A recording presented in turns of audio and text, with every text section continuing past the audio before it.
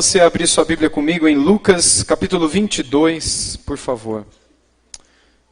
Deixe aberto sua Bíblia no capítulo 22 de Lucas. Daqui a pouco eu falo os versículos que nós leremos. E partindo deles, eu quero refletir com vocês sobre esse tema que foi falado no início e que também foi me colocado como desafio, que é Deus não está morto nas nossas depressões. Como o Eucleme falou, eu escrevi um livro sobre depressão, chamado Depressão e Graça, e nele eu falo um pouco sobre a depressão em si, mas é a menor parte do livro. A maior parte dele são várias pessoas na Bíblia que passaram por momentos que, obviamente, não foram chamados de depressão, porque essa palavra não existia naquele tempo, mas as pessoas experimentaram sofrimentos, angústias, sensações que se fosse hoje, se fossem transportadas para hoje, ou se transportássemos pessoas de hoje para aquele tempo que pudessem diagnosticar aquelas figuras bíblicas, sem dúvida nenhuma, as diagnosticaria como pessoas que estão passando por depressão, ou por angústia, ou por grande sofrimento. Eu já quero logo de início também dizer aquilo que eu penso sobre depressão, porque hoje em dia a gente tem vários tipos de pensamentos. Se a gente está num ambiente religioso, tem aqueles que falam que toda depressão é um pecado. Logo, se a pessoa tem depressão, ela tem que confessar o pecado dela, se converter e ela vai ficar boa, porque com Jesus não tem tristeza, com Jesus não tem dor, com Jesus não tem aflição, com Jesus não tem sofrimento. Por isso que vocês são tão felizes. Vocês não são... Alguém aqui tem problema, tem sofrimento? Alguém aqui passa por dificuldade? No mundo vocês têm aflições? Não, claro que não. Segundo essas pessoas, crente de verdade não passa por aflição, nem angústia, nem mesmo doença nesse mundo. Por outro lado, tem aqueles que falam que não. Depressão é demônio. Depressão precisa ser amarrada, é o nome de um demônio. Tem a depressão, aí tem outros, né? Então a pessoa precisa ser ungida, precisa ser preparada, precisa ser liberta, precisa ser protegida, porque é uma batalha espiritual que está acontecendo na vida daquela pessoa. Crente de verdade não passa por isso, porque o demônio não chega na vida daquela pessoa. Logo, se ela tem depressão, ela precisa se converter, aceitar Jesus no coração, e a vida dela será só vitória. Por outro lado, tem aqueles que acreditam que a depressão é só doença. Ela é fruto de um problema psíquico, um problema vitamínico, um problema hormonal, ou uma disfunção neuroquímica cerebral, e aquelas várias alterações hormonais e outras que acontecem endógena, física, patologicamente na vida da pessoa, é que causam todo esse sofrimento e angústia. Logo, você não tem que falar com seu pastor. Você tem que se tratar, tomar remédio e acabou o seu sofrimento. E há aqueles que falam, não, depressão não existe, depressão é frescura, depressão é coisa de gente que não tem o que fazer. Porque pobre não tem tempo para ter depressão. Pobre não tem, você arruma um serviço, acaba a depressão. É gente fresca, gente que não tem tempo de fazer, é coisa de gente rica. Eu não sei em qual desses quadrinhos aqui você se encaixaria. Mas o que de fato existe hoje é uma grande confusão em cima desse assunto. Pessoas que de fato não conseguem nem mesmo afirmar ou discutir o assunto porque nunca leram sobre isso e de orelhada ouviram alguém dizendo é demônio. Eu acredito que é demônio. Ouviram alguém dizendo é só doença, é doença. Outro, é pecado. Mas nunca colocaram os olhos num livro ou tiveram com uma pessoa que está passando por aquilo 10 minutos para tentar entender e ouvir e orar e acompanhar. Mas a depressão em si, ela pode ser fruto de tudo isso. Nós encontramos na palavra de Deus pessoas que, por causa de um pecado não confessado, passaram por depressão. Davi é um desses casos. O Salmo 32 e outros que ele escreveu revelam isso. Como alterações físicas, como problemas físicos, como febres, dores nos ossos, dores de cabeça e outros problemas físicos são ocasionados por conta de pecados não confessados. Mas daí dizer que toda depressão e sofrimento é fruto de um pecado é um exagero. Porque na Bíblia nós vemos inclusive pessoas santas sofrerem. Pessoas santas se angustiarem. Há aqueles que dizem que é fruto de demônio. Pode ser. Nós temos pelo menos um caso na Bíblia em que uma opressão demoníaca causou desespero e sofrimento, angústia, tristeza. No caso de Saul.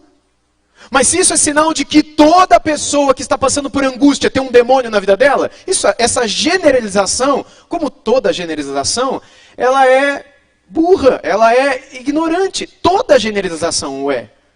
Quando você diz também que é somente fruto de doença, você também está generalizando, porque você está deixando de considerar que o ser humano não é só matéria. Ele não é só pó da terra, ele não é só sangue, osso e célula, mas que há um aspecto imaterial no ser humano também, espiritual. Há uma alma que não pode ser diagnosticada por um exame, por um, sei lá, um estetoscópio ou por uma radiografia ou uma ressonância magnética. Aquilo que diz respeito à imaterialidade do homem. Aquilo que Deus disse, que Salomão escreveu em Eclesiastes 12, quando após a nossa morte, o pó voltar à terra e o espírito voltar a Deus. Você não diagnostica o espírito, você não percebe isso por meio de experiências físicas. Mas você percebe que você tem. Especialmente quando você passa por alguma situação que não é física, por exemplo, ansiedade. Certas ansiedades. E que quando você menos imagina, elas te levam para problemas de alergia, problemas de dores nas costas, por exemplo, e até mesmo cânceres, que são frutos de ansiedade, problemas não resolvidos. Agora, isso significa que todo câncer, todo problema de coluna, toda alergia é fruto de ansiedade? É lógico que não. Por isso que a gente tem que fugir de generalizações. E quando nós olhamos para a Bíblia, nós percebemos Deus tratando com vários casos, de várias pessoas na Bíblia. Vários dos seus servos, inclusive daqueles que não quiseram servi-lo, mas que inclusive foram alcançados com a palavra de Deus, mesmo não querendo ouvi-la, mas Deus deu a palavra para eles. Do que eles deveriam fazer para não atravessarem aquele sofrimento. Eles não ouviram, morreram no sofrimento. Que é o caso de Caim, por exemplo, quando Deus chega para ele no início de Gênesis 4 e disse, o pecado jaz à porta, cumpre a ti dominá-lo. E aí ele vai e mata o irmão, e aí Deus diz, por que descaiu o teu semblante? Por que você está assim angustiado? Por que você está para baixo? Por que você não consegue levantar o rosto? Por que essa tristeza na sua alma? Deus fala com Caim, que não era alguém definitivamente temente a Deus. Porque Deus tem todo o interesse do mundo em falar conosco. E Ele quer nos resgatar. Ele quer que nós ouçamos. E a sua palavra é poderosa para nos salvar, para nos libertar, para nos curar, inclusive para restaurar a nossa alma, que é o que diz o Salmos 19. A lei de Deus é perfeita, é boa, e ela restaura a psique, a alma humana. E assim nós cremos. E assim nós vemos em vários dos personagens bíblicos. O que eu desejo falar hoje à noite com vocês um pouco é sobre o fato de Deus não estar morto em nossa depressão. Está funcionando o controlinho? Acho que está. Vamos fazer um teste aqui. Não, não está não. Então eu vou pedir para você, eu tenho aqui, não sei, peraí. É só tocar para frente, aqui para o ladinho direito, será? Então não vai. Então eu vou pedir para você ir tocando para mim, por favor, tá bom? Toca o próximo aí, então. De um modo especial, eu quero pensar com vocês um pouco sobre a depressão e a angústia em si. A angústia muitas vezes vem acompanhada com a depressão. E muitas vezes a angústia é a base da depressão. O próximo. E na angústia, quando nós olhamos para a Bíblia, nós encontramos vários personagens, mas um que me chama muito a atenção é a angústia na vida de Jesus. E aí talvez você olhe com estranheza e já imagine um herege na sua frente. Mas como depressão na vida de Jesus? É óbvio que a Bíblia não fala que Jesus teve depressão. Mas a Bíblia fala, ele mesmo fala, que ele passou por um momento em que a sua alma estava angustiada até a morte. Ele mesmo revela um desejo no seu coração de ser liberto daquilo pelo que passava. Logo, eu quero estudar com vocês, meditar com vocês hoje à noite em Lucas 22, quando o próprio Senhor Jesus apresenta a angústia de sua alma, a dor de sua alma e pelo que ele passou e como é que Deus o resgatou ali. E se isso de alguma maneira parecer com algo que você está vivendo ou passando, ou algo que alguém que você conhece vive ou passa, que nós possamos levar em nosso coração essa lição do Senhor, Jesus, de Deus o Pai e dos anjos que o acolheram nessa ocasião, para as nossas vidas, para que nós saibamos que mesmo em meio a angústias profundas, nós somos capazes de sermos acolhidos pelo Senhor. Próximo slide, isso é esse daí, já não precisa mudar não. Lucas 22, 39 a 46. Eu estou lendo aqui na NVT, a nova versão transformadora, diz assim. Então, acompanhado de seus discípulos, Jesus foi, como de costume, ao Monte das Oliveiras. E ao chegar, disse: orem para que vocês não cedam à tentação. Afastou-se a uma distância, como de um arremesso de pedra, ajoelhou-se e orou: Pai, se queres, afasta de mim esse cálice. Contudo que seja feita a tua vontade e não a minha. Então apareceu um anjo do céu que o fortalecia. E ele orou com ainda mais fervor, e a sua angústia era tanta que seu suor caía na terra como gotas de sangue. Por fim ele se levantou, voltou aos discípulos e os encontrou dormindo, exaustos de tristeza. Por que vocês dormem? Perguntou ele. Levantem-se e orem para que não cedam à tentação. Eu quero ler com todos vocês, é o próximo slide, o versículo 44. Está numa outra versão, mas vamos ler todo mundo junto, do jeito que está aqui na projeção? Vamos lá? E estando em agonia, orava mais intensamente. E aconteceu que o seu suor se tornou como gotas de sangue caindo sobre a terra. A angústia, que é o que o próprio Espírito Santo revela para nós aqui no texto, a sua angústia era tanta que o seu suor caía sobre a terra, a agonia que ele passava, não é? A angústia e a ansiedade têm sido duas grandes vilãs dos seres humanos. Há muito tempo. O Senhor Jesus não é o único apresentado na Bíblia como vivendo momentos de agonia, de sofrimento, de angústia. Nós encontramos muitos outros servos de Deus.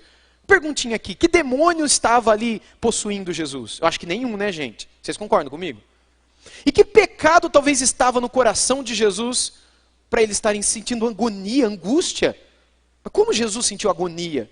Crente de verdade, e Jesus era crente de verdade? Bom, essa é outra história, né? Mas como é que Jesus pode passar por angústia? Ele não é Jesus? Mas se ele passou por esse sofrimento e essa agonia, isso é sinal que cada um de nós, como ele mesmo garantiu, podemos vir a passar também. É lógico que esse não é o plano de Deus para a nossa vida. O plano dele é vida abundante para todos nós. Mas ele pode usar todas as coisas para o bem daqueles que o amam, inclusive o sofrimento, inclusive o mal, até mesmo o diabo se ele quiser, como ele fez na vida do seu servo Jó.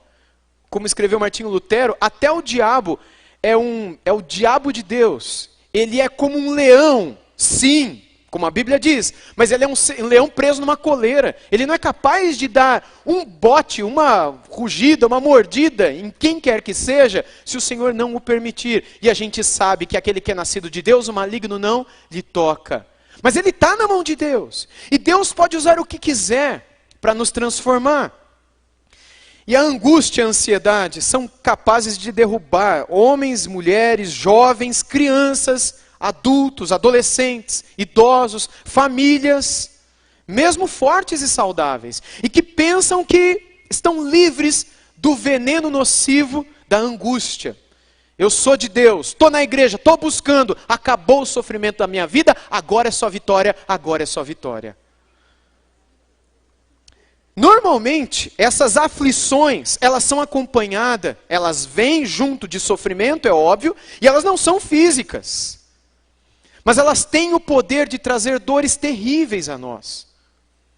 Se você é ser humano, você está sujeito a tudo isso. Todos nós passaremos por momentos assim na vida. Nenhum ser humano é capaz de resistir até a morte, não é? Insensível às aflições. Jesus disse que no mundo a gente passaria. Você vai passar. Se até agora a sua vida é um sonho, é tudo perfeito, bonito, cheiroso, limpo, e a tua cama é arrumada sem você ter que levantar o lençol, uma hora você vai viver a aflição. A tua hora vai chegar. E eu não estou profetizando o caos e a ruína, para que depois vocês nunca mais me convidem para voltar. Porque vocês só querem receber promessa de vitória, de bênção, e de sempre alguém vai estar ali para arrumar a minha cama em nome de Jesus. Será que vai ser assim? Ou será que Deus pode permitir a enfermidade na sua casa? Pode permitir as batalhas espirituais no seu lar, como permitiu no lar de todos os crentes lá de Éfeso. Como permitiu na vida do apóstolo Paulo, na vida de Pedro e na vida de João. Como permitiu na vida de Jesus, como permitiu na vida de todos. Eu creio que para nós que cremos na palavra de Deus, é ponto pacífico que todos nós estamos sujeitos a passar pelas aflições nessa vida, nesse mundo. Será que é possível alguém sair dessa situação? Será que a Bíblia nos dá orientações de como sairmos desse sofrimento? É possível a gente encontrar um caminho quando ou onde parece não haver nenhum caminho? E eu creio que sim, eu creio que Deus pode dar graça, pode dar força, pode dar conselhos para aqueles que queiram encontrá-los. Eu creio que ainda que silenciosamente é possível a gente perceber a presença de Deus conosco em momentos de grande angústia da nossa alma. Seja pela razão que for, seja por um parente, por um amigo, por algum familiar que a gente perdeu, seja por um acidente de carro em que a gente perdeu a mobilidade física, a gente vai ficar tetraplégico, paraplégico, seja porque a gente perdeu o emprego e a gente não sabe como é que a gente vai pagar as contas e como que a gente vai comprar os remédios. Seja porque uma pessoa que a gente ama demais simplesmente foi embora e nos abandonou e o nosso coração ficou quebrado. Eu não estou falando só de um namorado ou do namorado, eu estou falando muitas vezes de uma mãe que abandona os filhos e o marido e vai embora, e vai com outro, e vai para a vida, foge com um caminhoneiro. Como é que fica o coração da filha, do filho lá em casa? Ou será que isso não pode vir a acontecer? Eu estou citando aqui porque eu sei que já aconteceu na vida de pessoas que eu conheço. Nós não estamos livres, mas eu creio que quando esse momento chegar, quando essa aflição, que é questão de tempo, passar, e ela vem e vai, ainda assim nós poderemos perceber a mão de Deus agindo em nosso favor, para nos proteger, para nos transformar, para nos trazer para mais perto dele, e também para podermos ver o seu poder e a sua mão, num momento que sem o qual a gente seria incapaz de perceber. Há certas coisas que a gente não é capaz de aprender sem que Deus nos permita passar por angústias e aflições. No próximo slide, a angústia extrema na vida de Cristo. Vamos olhar então mais uma vez para o texto. Eu desejo compartilhar com vocês um pouco daquilo que o próprio texto diz para nós. Um pouco sobre a angústia extrema na vida do nosso próprio Senhor Jesus Cristo. Quando a gente olha para esse momento angustiante da vida dele, não pensa que a vida de Jesus foi um mar de rosas. Ele sofreu, e sofreu muito. Desde o seu nascimento, tendo que fugir com a sua família para o Egito como refugiados, para que de lá voltassem somente quando Herodes morresse, porque ele queria matar Jesus.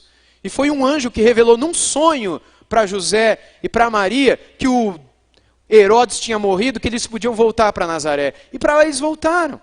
E a vida deles não foi fácil. Quando Jesus, com 29, 30 anos de idade, começou o seu ministério, também não foi fácil. Desde o início, quando ele abriu o rolo do profeta Isaías e disse, se cumpriu hoje, o pessoal disse, que maravilha!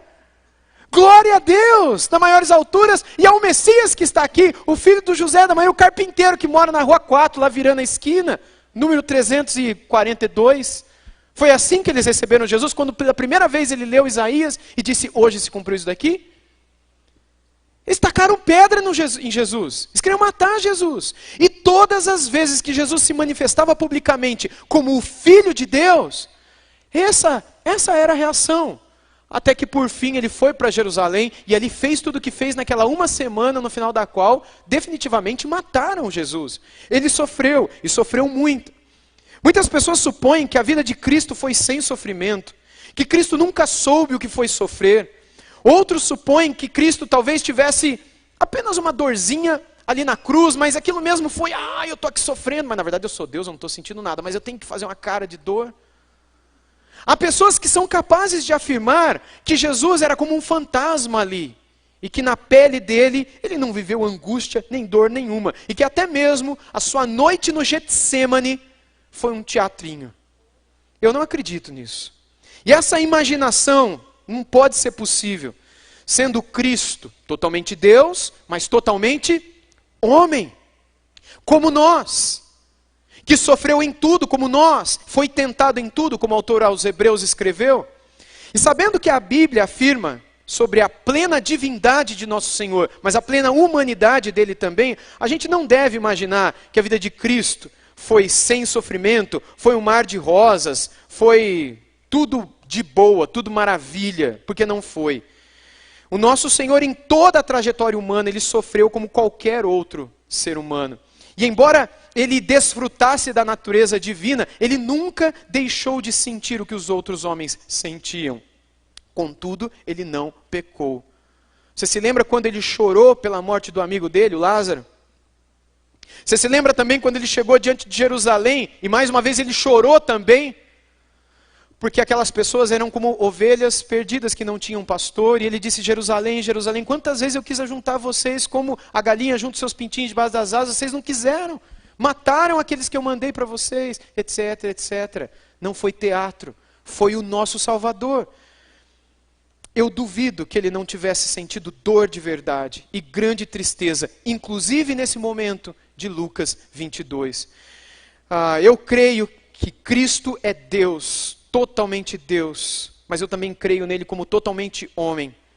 O próximo slide mostra para nós Isaías 53:3. Eu coloquei alguns textos aqui para sermos mais rápidos, onde a gente lê: era desprezado e o mais rejeitado entre os homens, homem de dores e que sabe o que é padecer. E como um de quem os homens escondem o rosto, era desprezado e dele não fizemos caso. Ou seja, Cristo sofreu e muito. Só que houve um momento em que o seu sofrimento foi infinitamente maior do que qualquer outro ser humano pode vir a passar nesse mundo. Esses foram os momentos finais da vida dele. E na verdade, quando ele se coloca nessa situação em que ele é totalmente mergulhado na angústia e na dor, que chegam a níveis extremos. Na verdade, a realidade daquela situação nos aponta para alguém em um estado psicologicamente terrível, mentalmente terrível. Qualquer profissional das ciências relacionadas à psique humana, ou à medicina, à neurologia também, hoje em dia, se espantaria ao ver a angústia e o sofrimento presentes na alma, no olhar e no corpo de Jesus de Nazaré. Jesus conheceu durante aqueles momentos, na noite anterior à sua crucificação, uma angústia extrema, como o texto bíblico diz. Lucas, no seu evangelho, no capítulo 22, no versículo 24, apresenta essa agonia ou a sua angústia. O Craig Evans, que é um autor que a Vida Nova tem publicado também, um homem de Deus, ele escreveu certa vez que nós vemos no pedido de Jesus uma tristeza genuína e ao mesmo tempo muito pavor. E esse é o mesmo Jesus que o tempo todo disse a quem desejava segui-lo que isso não seria fácil. Nega a si mesmo, toma sua cruz, me siga, você vai perder sua vida, você vai ser perseguido, vão te caluniar, vão te prender, vão fazer tudo isso com você, porque se fizeram comigo, não vão fazer com vocês. E agora ele prova na sua própria carne o sofrimento que acompanharia também aqueles que desejassem realmente vencer as tentações destruidoras de sua carne. E nessa passagem a gente percebe claramente a humanidade de Jesus. Fosse Jesus alguém totalmente alheio à natureza humana, ele não sentiria dor nenhuma nessa hora. É agora, Espírito? Pai, é agora mesmo? Confirmado? Beleza. Pode mandar o Judas chegar aí. Estou pronto. Não estou sentindo nada. É agora na cruz? Pode pregar, pode bater. Não vou sentir absolutamente nada. Eu não sou como um pão amassado. Eu sou como um travesseiro que não sente nada. Mas eu não penso que tenha sido assim. Era necessário que ele se fizesse como um de nós. Se não tivesse se tornado semelhante aos homens, ele não poderia ter pago pela culpa dos homens, pela culpa humana.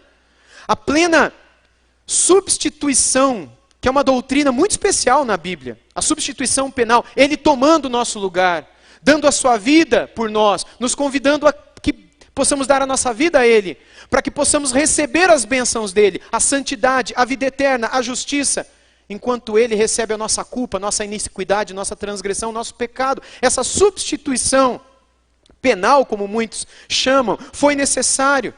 E foi a condição que fez dele o cordeiro perfeito para assumir aquilo que nós fizemos. E aquilo que deveria ser a razão do nosso sofrimento eterno. Então, tendo tudo isso em mente, a gente precisa meditar um pouquinho nesse sofrimento e nesse pavor. Todos nós sabemos que, hoje em dia, muita gente pode passar pelo que Jesus passou. Pessoas podem ser crucificadas, inclusive são no tempo em que a gente vive. Em alguns países do mundo de perseguição religiosa, cristãos são crucificados ainda hoje. Então as pessoas podem passar por chicotadas. Muitas pessoas ainda hoje podem suar gotas de sangue, eu vou falar disso em um minuto. Mas ninguém hoje é capaz de receber a ira de Deus pela culpa dos outros como ele foi. Ninguém é capaz de assumir a iniquidade, a transgressão pela culpa do outro, recebendo a ira de Deus o Pai pela sua própria culpa e pela culpa do outro. Mas ele foi. E embora não tivesse culpa alguma, pecado nenhuma, ele assumiu a culpa de todos nós. E o pecado de todos nós.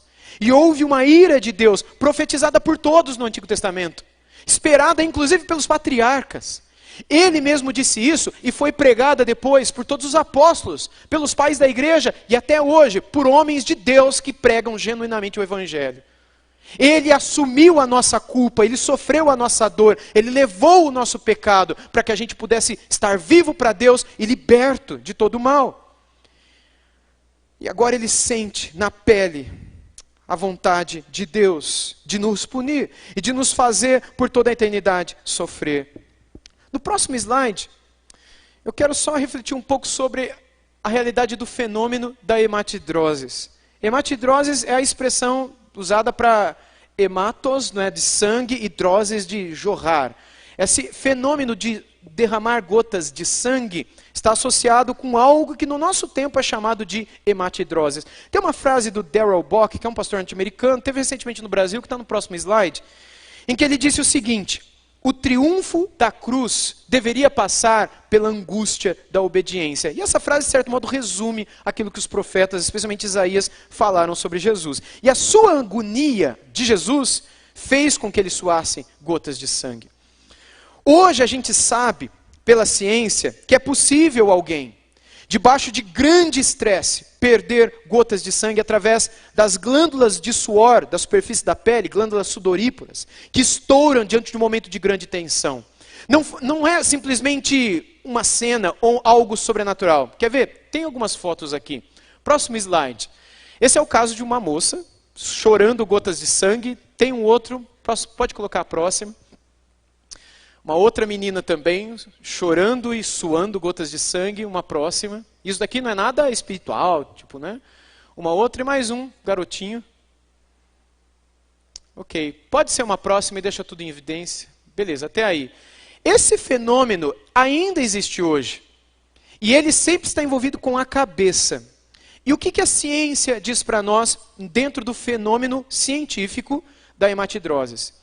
Curiosamente, esses cientistas que estudam esse aspecto do ser humano, de uma patologia humana, eles não estudam baseados no fenômeno de Cristo. Alguns deles nem creem em Cristo. Mas o que eles chegaram à conclusão é que esse fenômeno é possível quando o ser humano passa por momentos de angústia extrema. Isso é o que a ciência diz, não é o que a Bíblia diz. A ciência diz angústias muito extrema, em que a pessoa, de tamanha tensão, de tamanho desespero por alguma coisa que está por acontecer, essa tensão gerada na própria pele faz com que esses vasos de suor e de sangue, eles se rompam numa das partes em que nós mais temos concentração de sangue no nosso corpo, a cabeça. E isso estoura aqui, dando a impressão de que a pessoa está suando gotas de sangue. Na verdade é suor misturado com sangue. Isso passa pelo corpo todo. Esse fenômeno é possível a qualquer ser humano. Mas por que a gente não vê isso toda hora na rua? Porque ele é um caso extremo de angústia. E sabe onde ele é catalogado hoje em dia? Dentro de uma das patologias possíveis, debaixo do guarda-chuva da depressão. Todas as pessoas que são tratadas na hematidrose são tratadas como fundo de depressão. Agora, elas vivem isso, algumas por meses, outras por anos. São tratadas, são medicadas e hoje existe tratamento para isso. O nosso Senhor Jesus viveu isso apenas por algumas horas, como diz as Escrituras. E não por muito tempo. Por que ele não passou por muito tempo? Porque ele encontrou aquilo que muitas vezes falta para pessoas do nosso tempo e que não conhecem o que ele conheceu. Isso sugere a hematidroses uma condição extremamente perigosa, pela qual todos podemos passar. Como eu disse, pode ser causado pela tensão física, pela angústia extrema, quando esses vasos capilares subcutâneos dilatam, estouram, misturando sangue com suor e tudo mais. E foi isso que aconteceu com o nosso precioso Salvador, na madrugada que antecedeu a sua morte. A Bíblia não registra essas palavras unidas à expressão, ele estava angustiado, ele estava em profunda agonia. Num outro evangelho diz, a minha alma está angustiada até a morte. E aí de repente ele está suando gota de sangue. Será que é sem querer que isso está aqui? Será que o Espírito Santo, que inspira essas palavras, não quer comunicar alguma verdade para nós? Nós precisamos ser sensíveis a isso. Jesus não está fazendo um teatrinho, ele está sofrendo de verdade. Ele tinha consciência que tudo aquilo que você fez de errado até hoje na sua vida, ele ia sofrer por isso. Tudo aquilo que você fez de errado hoje, sabe esses pecadinhos que você nem confessou para Deus ainda? Ele sabia que ele ia ser punido por isso. Porque ele não queria que você fosse punido na eternidade. E tudo que você vier a fazer, ele sabia que ele seria punido também. E não é só você. A pessoa que está sentado do teu lado, que também pecou hoje e ontem, semana passada, ele sabia que ele seria punido pelo pecado dessa pessoa que está do teu lado. Ou você acha que ele é santo? Esse que está aí do seu lado, dá uma olhada para quem está do lado. É santo? Eu desconfio que não seja. Não sei você. E Jesus foi punido. E a angústia, a agonia que tomou conta de sua alma, não pense você que era por causa daquele prego que entrar na sua mão, no seu pulso, no seu pé. Não pense você que a angústia de Jesus, que o cálice de sofrimento, seria os chicotes dos soldados romanos. Não pense você que a lança que perfurou o seu lado, daquele soldado que depois te converte, que aquela era a razão da sua angústia. E ele estava dizendo, meu Deus, eu vou ter que sofrer, vai sangrar, e vai doer, e vão furar, e eu não quero. Você acha que era isso o cálice de sangue? Você acha que era esse o batismo sobre o qual ele falou para os apóstolos, que ele seria batizado? A angústia que está na alma dele não é por causa do tamanho do prego, não era por causa do tamanho do espinho que ia furar a sua cabeça, era por causa das coisas erradas que você tem feito na sua vida, e que ele seria chicoteado, e pregado, e furado com espinhos, por causa do que você e eu temos feito na história da nossa vida. Essa foi a angústia. A ciência de que aquilo que nós passaríamos por toda a eternidade no inferno, ele passaria por algumas horas. Não a extensão do sofrimento, não a extensidade, essa palavra nem existe, mas a intensidade com que o sofrimento eterno seria derramado sobre a sua cabeça. Aquilo que nós sofreríamos uma eternidade, ele sofreu por algumas horas, e isso angustiou a sua alma.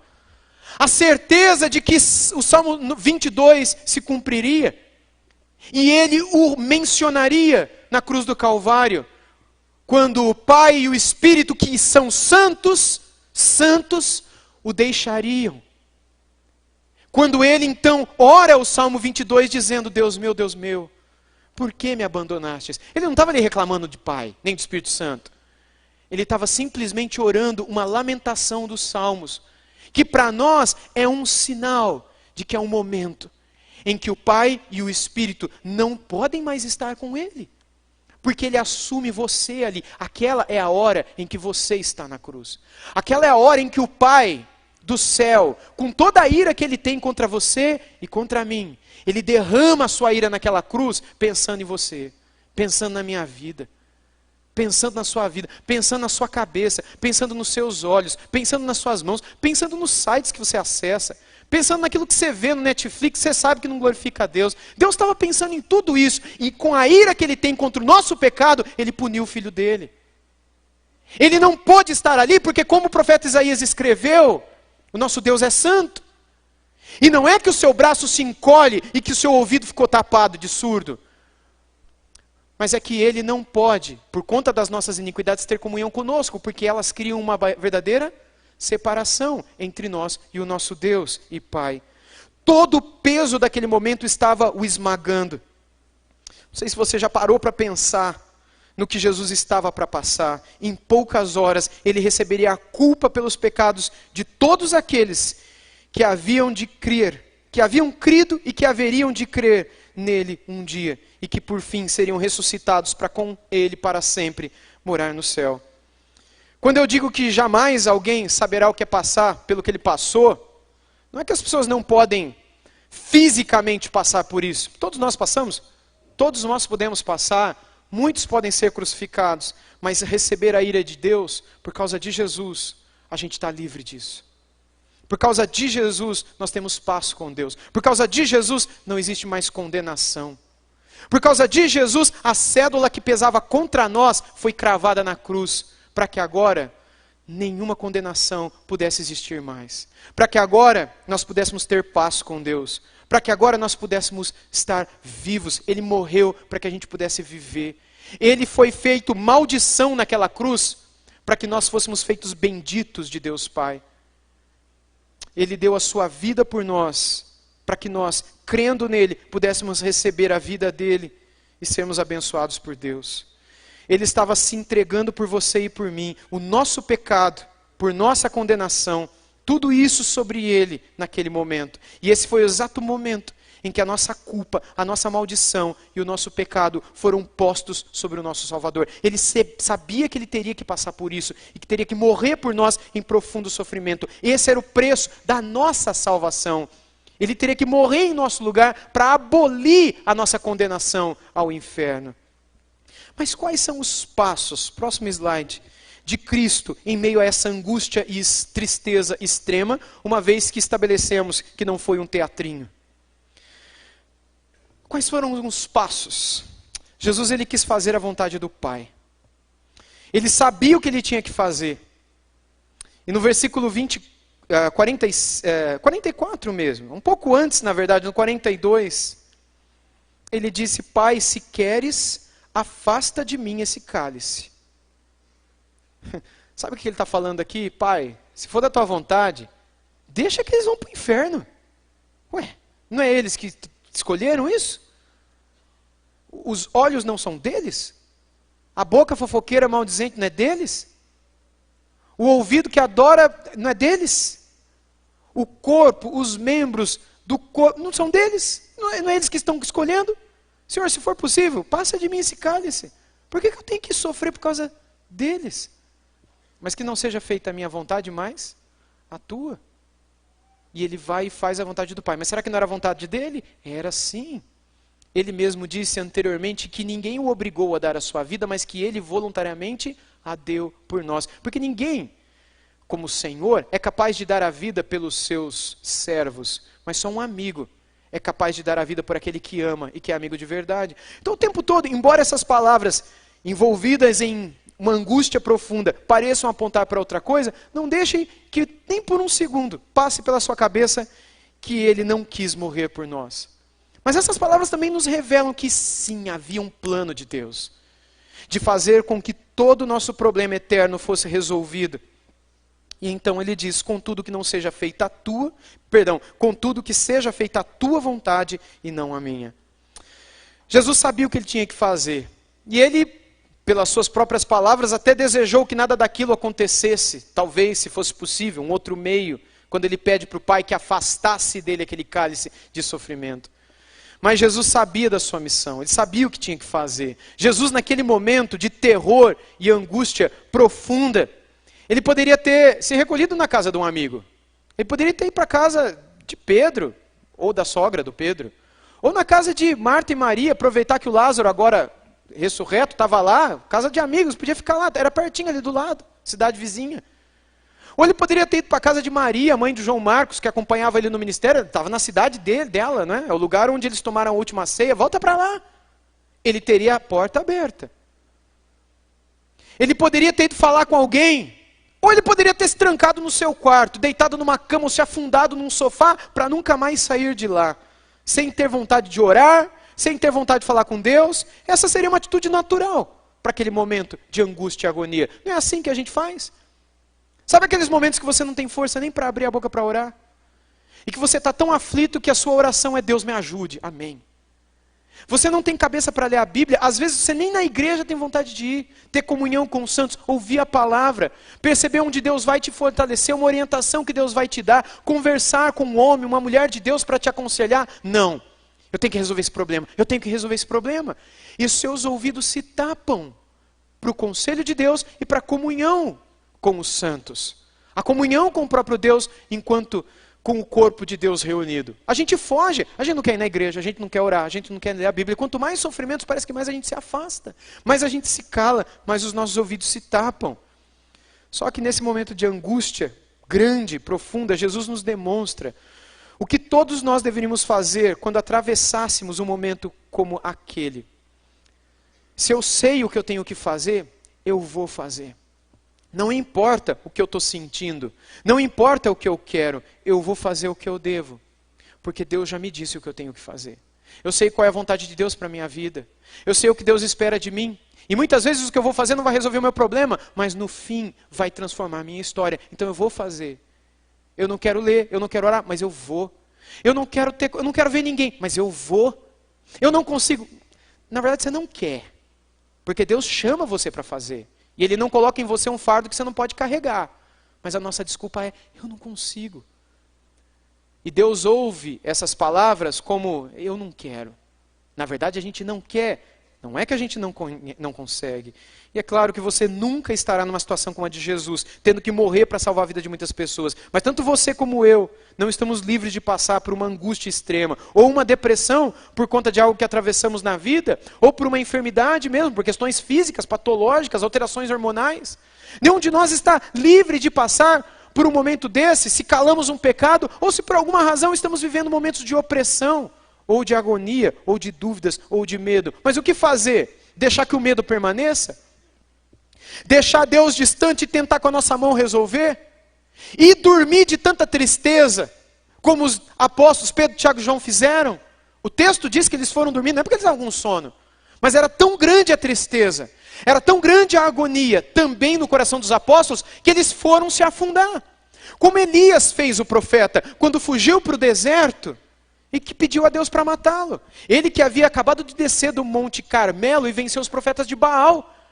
Ele que havia acabado de ver fogo cair do céu e viveu uma experiência extraordinária com Deus. Porque uma mulher, a Jezabel, chegou e falou, amanhã eu vou te matar. Ele que não teve medo de quase 1000 profetas de Baal e do poste ídolos, né, quase 500 de cada um.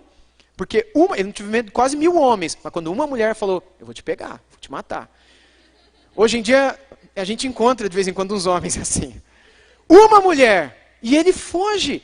E algo estranho acontece. E ele não sai de debaixo daquele zimbro, daquela árvore. Ele não tem forças. Curiosamente, um anjo também vai lá e leva pão e água para Elias. Fala com ele, põe ele para dormir. Acorda ele, dá pão e água de novo. Depois você olha em 1 Reis 18. Põe ele para dormir, depois põe ele para caminhar. Você vai andar até o Monte Horebe. Quando chega lá, Deus mostra aquele teatro da sua glória. Passa o fogo, passa o terremoto, passa o furacão. Mas Deus não está no furacão, Deus não está no terremoto, Deus não está no fogo, mas Deus está no cicio suave, naquele som tranquilo da natureza. O texto, o cicio, que é o texto, que é a palavra que está no texto, é o som do craquelar de folhas secas que caem no chão quando você pisa nelas. Sabe aquelas folhas secas que estão no chão que você pisa e faz aqueles creque-creque? Isso é o cicio tranquilo e suave. Muitas vezes som de folhas secas. É um som tranquilo da natureza quando Deus vem e fala, Elias, você é profeta, você vai ungir aqui tal rei, lá tal rei, depois tal sacerdote, e você está pedindo para morrer, então você vai ungir o Eliseu no teu lugar. E você está pedindo para morrer, mas fica de boa que nem morrer você não vai. Você lembra como é que ele morreu? Ele não morreu, gente, o Elias. Ele foi arrebatado por Deus, por meio de um redemoinho que por ali passou. Mas ele foi capaz, como um homem de Deus, como um dos maiores profetas do Antigo Testamento.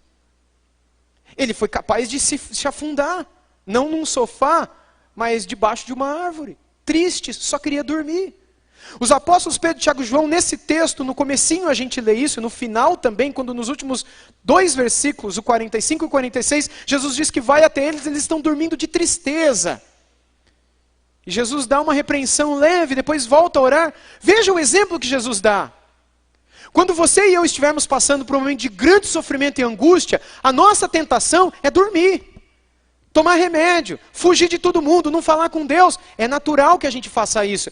E é natural que o próprio Cristo tivesse feito isso, como foi natural para Pedro, Tiago e João fazerem. Mas o nosso exemplo é Cristo. Ele foi orar, e orava mais intensamente. A angústia era tanta que vasos subcutâneos, vasos capilares, glândulas de suor, vasos de suor, eles se estouram de tamanha tensão e ele sua gotas de sangue. E ele então é servido por anjos do Senhor que são enviados para cuidar dele. Mas ele diz que seja feita a tua vontade. Qual é a tua vontade? Que a tua vontade seja feita. A gente aprende aqui uma lição para nunca ser esquecida, próximo slide. E a grande lição que a Escritura nos dá, por meio da vida de Cristo, é justamente essa. Ore, busque a presença de Deus. Se quiser, peça a Ele que livre você dessa situação. Talvez você esteja passando por um momento difícil na sua vida. Momento de dúvida, de incerteza, momento de medo. Talvez você esteja lidando com uma angústia profunda ou talvez uma depressão. Busque a Deus, fale com Deus, eu não consigo. Não. Do fundo do seu coração você não quer fazer isso. Porque Deus diz, faça. E Ele não vai mandar você fazer uma coisa que Ele sabe que você não é capaz. Então lute contra a tua própria carne que não quer e diz, Senhor, eu vou falar com o Senhor. Não sei nem o que eu vou falar. Ah, mas eu sei o que eu vou falar. Senhor, tira de mim tudo isso. Coloque diante de Deus o seu coração, fale o que você quer falar. Jesus falou, Pai, se possível passa de mim esse cálice. Quanto mais você e eu não podemos apresentar, mas a gente não pode deixar de no final seguir o exemplo do nosso Salvador e dizer, mas que não seja feita a minha vontade, o que eu quero, o meu plano, a minha estratégia, o que eu acho que tem que ser feito para que tudo fique bem na minha vida. Mas faça o que o Senhor quer, porque a tua vontade é boa, é perfeita e agradável. Os teus caminhos são melhores. Me conduza nessa questão do trabalho, nessa questão da escola, nessa questão da família, nessa questão do meu pecado, nessa questão que me escraviza, que eu não consigo me libertar. Que não seja feita a minha vontade, mas a tua. Esteja disposto a fazer a vontade de Deus. Busque a vontade de Deus. Busque na palavra. Busque no conselho bíblico. Busque na pregação genuína do Evangelho. Busque em exemplos saudáveis. Não dê ouvidos para conselhos mortos. De gente que vai falar para você o seguinte, você está mal, muda a cor do cabelo, minha filha, troca de homem, casa com outro. Você também, rapaz, você é novo, vai ser feliz. Compra uma roupa nova, muda o cabelo. Para aquele que pode, né? Arruma uma peruca, sei lá. Você é bonito, você é forte, você é novo, você é isso, você é aquilo, vai ser feliz. Esses são conselhos do inferno.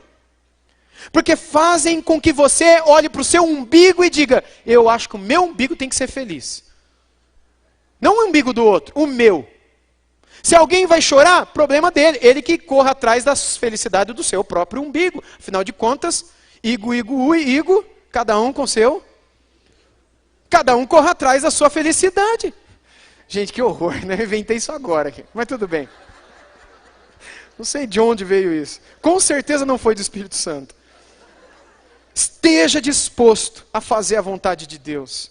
A vontade de Deus nessas horas é a mesma da de outras horas. Vá buscá-lo, vá falar com Ele. Também vá demonstrar o seu amor pelo próximo, como Ele sempre fez, como Ele, o Senhor Jesus, agiu nesse texto. Pensando em você, não em mim.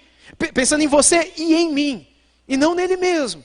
Naquilo que a sua carne queria naquela hora. Siga o exemplo dele, faça o bem para os outros, vá demonstrar o amor pelo próximo, vá cozinhar um prato diferente, leve esse bolo para o vizinho, para o amigo, para o pastor, seja lá para quem for, vá visitar seus clientes, vá visitar um doente, vá passear com o seu cônjuge, com o seu cachorro, com o seu filho, com o seu pai, vá trabalhar, vá estudar, vá, mas nunca deite num sofá. Seja um lutador, uma lutadora. Coragem. Foi coragem que levantou o Senhor Jesus com sangue no rosto.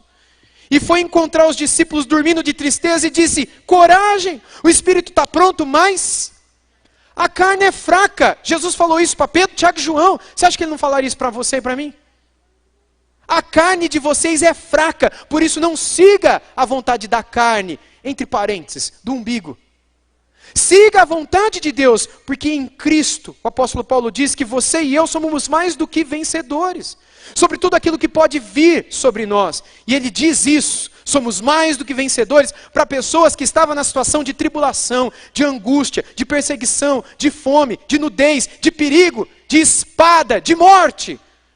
Em Cristo nós somos mais do que vencedores. Ele não disse isso para dizer, olha, em Cristo você é mais do que vencedor, então seu carro vai ser o melhor, sua namorada vai ser mais bonita, o seu namorado vai ser o mais famoso, sabe, a sua guitarra vai ser a mais cara, o seu computador vai ser o de ponta. Ele não falou que nós somos mais vencedores, não é isso que ele quis dizer, mas é que diante das angústias e sofrimentos, ele nos daria vitória. Mas mesmo aqueles sofrimentos contribuiriam para nos transformar. A depressão, a angústia, o sofrimento, as enfermidades, as aflições, nós podemos tudo naquele que nos fortalece. Tudo. E tudo coopera para o bem daqueles que amam a Deus. Absolutamente tudo. Quem nos separará do amor de Cristo? É o próximo slide. O apóstolo Paulo escreveu isso aos romanos. Quem? Será a tribulação, ou a angústia, ou a perseguição, ou fome, ou nudez, ou perigo, ou espada, como está escrito? Por amor de ti, somos entregues à morte o dia todo. Fomos considerados como ovelhas para o matadouro. Olha essas palavras. Em todas essas coisas, porém, somos mais do que vencedores, por meio daquele que nos amou. O que a gente aprende aqui com Jesus, no texto de Lucas 22, e que foi compreendido por Paulo em Romanos, e por todos os outros demais apóstolos, que viveram momentos assim, de sofrimento e angústia e aflição, que a gente nem é capaz de imaginar, que uma das coisas que a gente não pode fazer é ficar em silêncio, é ficar inerte, é ouvir a nossa própria carne, a nossa própria cabeça, mas é olhar para Jesus, e justamente nessas horas a gente tem que falar mais do que nunca. Ao invés do silêncio, o recolhimento, buscar, ouvir, e você que vai ajudar aquele que sofre, ter paciência, ouvir, acolher, amar. Não pense que a vontade de fazer algo assim seja natural para você em momentos de angústia. Não vai ser natural. A tua vontade será ficar parado, deitado, aparentemente sem força para nada. Você vai emagrecer ou vai engordar demais por conta de alterações que vai acontecer na sua vida. Você vai passar a sentir dores terríveis no corpo, que você vai no médico e ele vai falar que você não tem nada, que isso é emocional. Um processo de psicossomatização, como a gente conhece hoje, vai ter lugar na sua vida, fazendo com que aquilo que era apenas um problema da sua alma, torne-se também um problema do seu corpo. E se você agir segundo o seu coração, se isolando de tudo, parando com tudo, sem dúvida nenhuma, você nunca vai saber o que é ser servido, como o Senhor Jesus foi servido nessa hora. Ele ficou de pé e foi. Judas veio, beijou, Pedro foi lá e cortou a orelha do soldado, Jesus deu uma dura no Pedro, e todo mundo saiu correndo, fugiu. E aí Jesus falou, pode levar, não sei porque vocês estão fazendo isso daqui. Eu estava o tempo todo com vocês no templo, vocês podiam ter me prendido, não prendido, agora vocês vêm me tratar como se eu fosse um bandido, criminoso. Parece que vocês não me conhecem, pode levar, não precisa de nada disso. Essa é a versão revista, atualizada, corrigida, né? E atual. E levaram ele, e ele foi. E diante do sumo sacerdote, ele não abria a boca, mas quando perguntou, você é o Messias? Você está falando, é isso daí. E você vai ver o Filho do Homem vindo das nuvens, assentado sobre as nuvens dos céus, ao lado do Todo-Poderoso, e vindo sobre as nuvens também. O sumo sacerdote começou a fazer com que todos ali crescem que a crucificação era necessária. Ele esteve diante de Pôncio Pilatos, falou a mesma coisa, diante de Herodes, e assim foi até o momento da cruz. Acredite, por mais que a sua mente lhe diga que você não é capaz nem mesmo de orar, que se você se dispuser a fazer isso, Deus vai te dar força, a força que você precisa. Assim como ele estava silenciosamente presente junto ao seu filho, ele também se faz presente ao seu lado. Em todos os momentos de sofrimento, apenas abra os seus lábios, leve o seu pensamento, clamando pelo socorro, clamando pela força, clamando pela graça. Talvez ele envie aqueles anjos que foram para Elias. Talvez aqueles que foram para o próprio Senhor Jesus, que foram para Pedro, que foram para João, em outras ocasiões de sofrimento, que foram para Paulo. E que ainda hoje estão no meio e junto dos seus servos.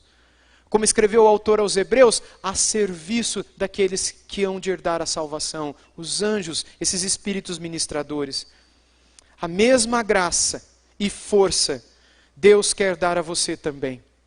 Seja qual for o momento que você venha atravessar, a graça de Deus é suficiente para te ajudar a atravessar toda a angústia, toda a aflição e de te livrar dela. Você acredita nisso? Vamos orar? Senhor, obrigado porque, mesmo cientes de que nenhum de nós jamais passará pelo que o teu filho passou, nós estamos conscientes de que a graça que acudiu o teu filho no Getsêmani é a mesma que permanece sobre nós. O mesmo Espírito, o mesmo Deus, os mesmos anjos, o mesmo amor, a mesma bondade, o mesmo cuidado.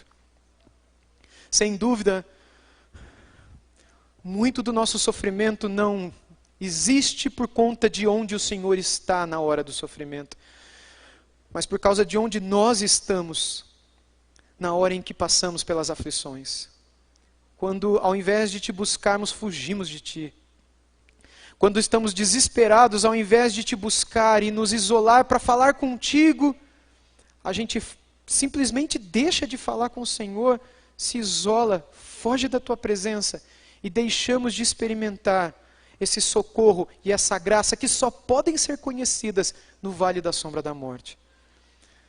Nós te agradecemos porque o Senhor continua a ser o nosso bom pastor. E continuamos gratos também porque sabemos que ainda que cada um de nós venha a passar pelo vale da sombra da morte, nós não precisamos temer mal algum, porque tu estarás conosco e a tua vara e o teu cajado nos consolarão. Em Cristo Jesus te agradecemos. Amém.